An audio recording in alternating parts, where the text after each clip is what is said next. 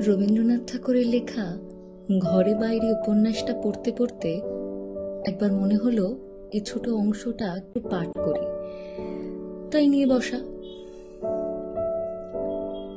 আমাদের দেশে তাকেই বলে সুন্দর যার বর্ণ গৌর, কিন্তু যে আকাশ আলো দেয় সে যে নীল।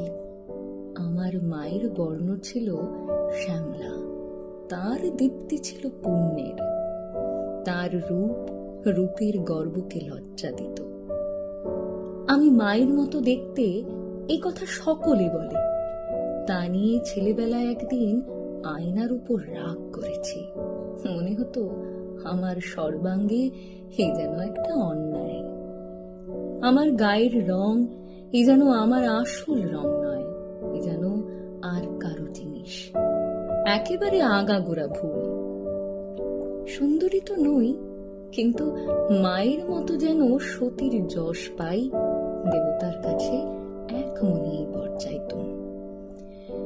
বিবাহের সম্বন্ধ হবার সময় আমার শ্বশুর বাড়ি থেকে দৈবজ্ঞ এসে আমার হাত দেখে বলেছিল, এই মেয়েটি সুলক্ষণা, সতীলক্ষ্মী হবে।